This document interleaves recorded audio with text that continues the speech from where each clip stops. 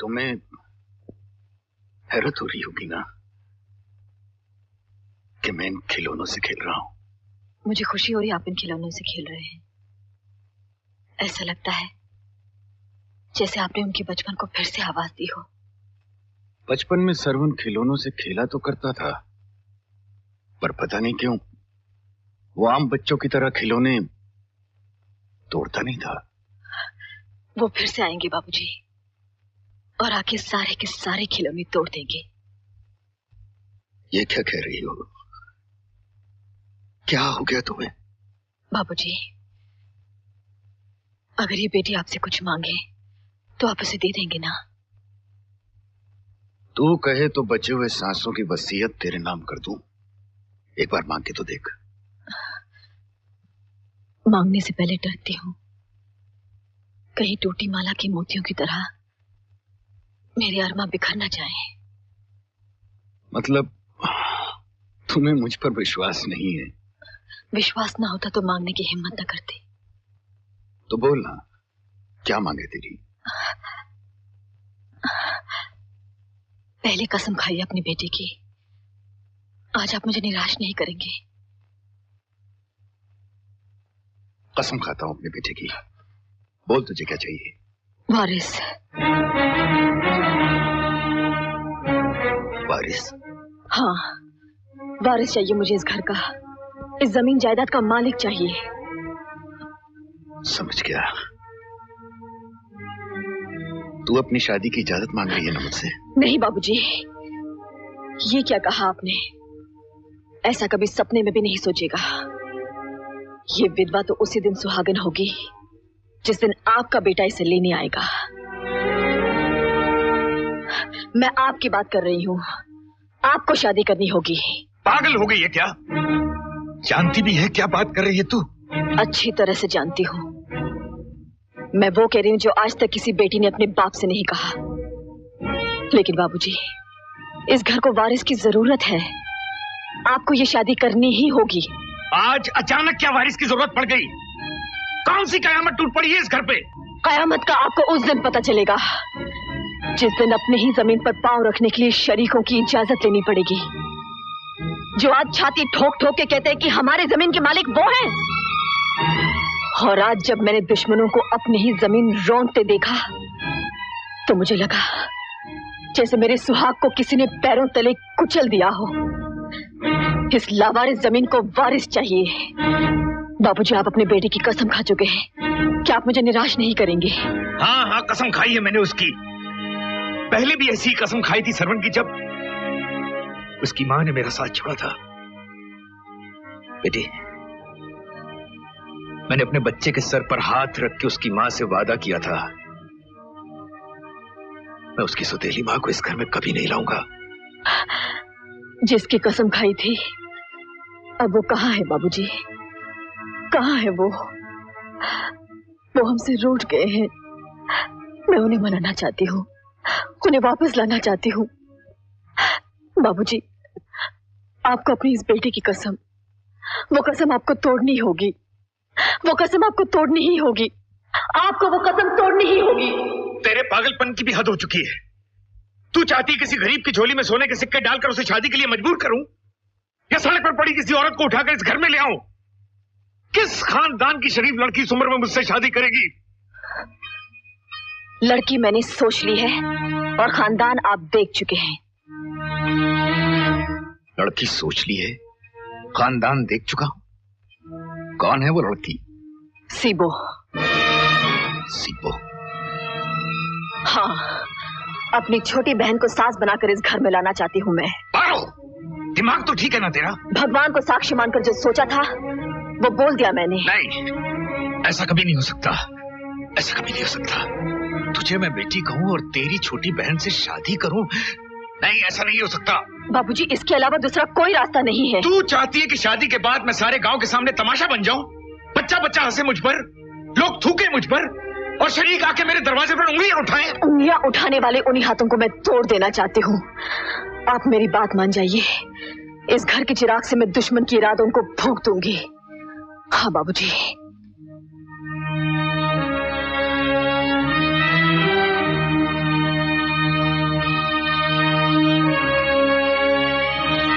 मैं जानता हूं,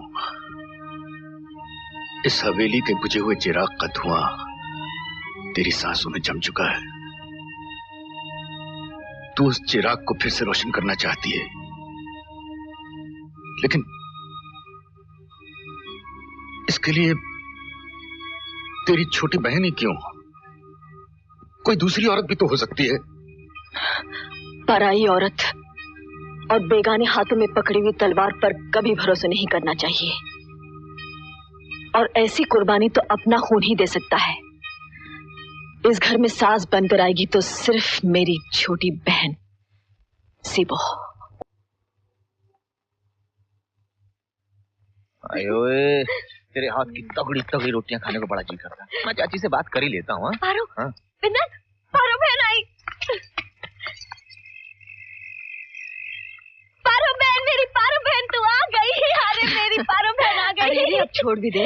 नहीं छोड़ती। ससुराल जाकर इतना भी ख्याल नहीं आया कि तेरी छोटी बहन कितनी अकेली होगी। ससुराल में तेरी बहन भी तो अकेली है सीबो। दीवारों से बातें करने की आदत ना हो जाए, इसलिए तुम्हें लेने आई हूँ। सच? मुझे लेने आई हो? तो फिर मैं जल्दी से अपना सामान बांध लूं? सामान नहीं पगली, अपनी सारी हिम्मत बांध ले। तुम्हें बहुत बड़ी लड़ाई लड़नी है। लड़ाई? किसके साथ लड़ाई?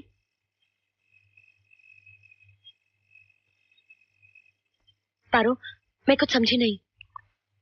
समझ सकती तो बस इतना समझ ले कि सिर्फ तेरी बहन विधवा नहीं हुई, वो जमीन भी विधवा हो गई है। शरीकों ने मेरा रास्ता रोककर ललकारा है कि मैं अपनी ही जमीन की मालकिन तब बनूंगी जब उसकी औलाद के साथ हम बिस्तर हो जाऊंगी और उसके गंदे खून से इस अपने पेट से अपनी ही जमीन का वारिस पैदा करूंगी। उस मिट्टी की खातिर लड़ते लड़ते मैं खुद मिट्टी हो गई और अचानक तेरा ख्याल आया। दुश्मन की ललकार का जवाब बहन के रिश्ते में बोलता नजर आया। मुझे उनकी उम्मीदों का गला घोटना है। एक हाथ मेरे पास है, दूसरा तुमसे मांगने आई हूँ। तेरे लिए तो मेरी जान भी हाजिर है पारो। बोल, तुझे अपनी इस छोटी बहन से क्या चाहिए? मुझे तुमसे अपनी जमीन का वारिस चाहिए। वारिस? मुझसे? हाँ सीबो, तुम्हें मेरे ससुर जी के साथ शादी करनी होगी। क्या? सीबो, कहीं इनकार न कर देना।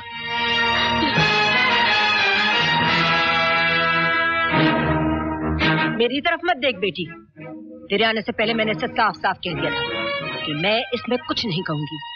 ये तेरी जिंदगी का सवाल है, इसका फैसला तू खुद करेगी। सीबो, ये रिश्ता तुम्हें मंजूर है ना? बोल सीबो, सीबो, बोलती क्यों नहीं? सीबो, एक लफ्ज भी अपने मुंह से मत निकालना। इसकी बात का जवाब मैं देता हूं।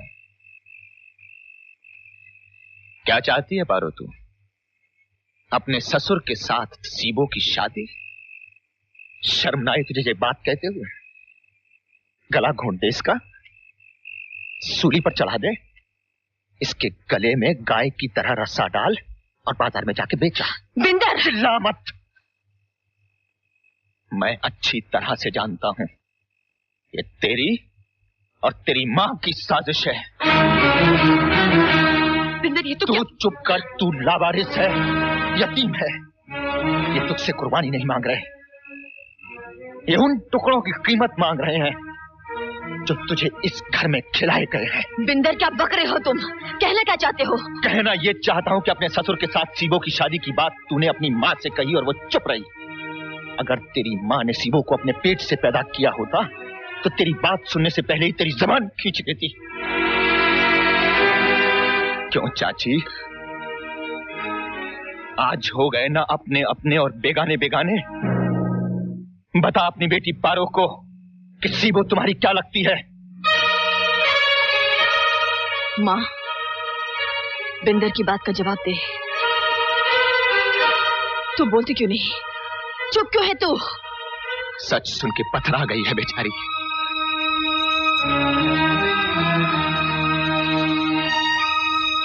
जानती नहीं थी कि राज मैं भी जानता हूं। ये बदनसीब कहानी मेरे बापू ने मुझे कई बार सुनाई थी। याद है जीवो? तुझे याद है जब तुझे हिचकी लगी थी तो मैंने तुझसे कहा था तेरी मां सौतेली मां वो मजाक नहीं था।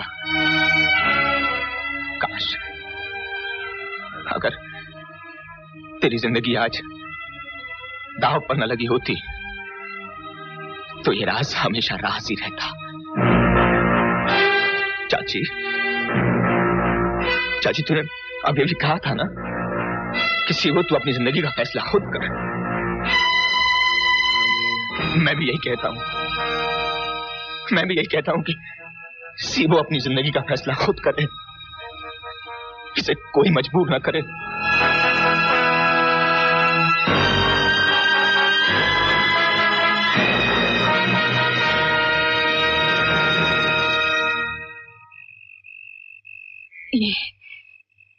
ये सब क्या है माँ?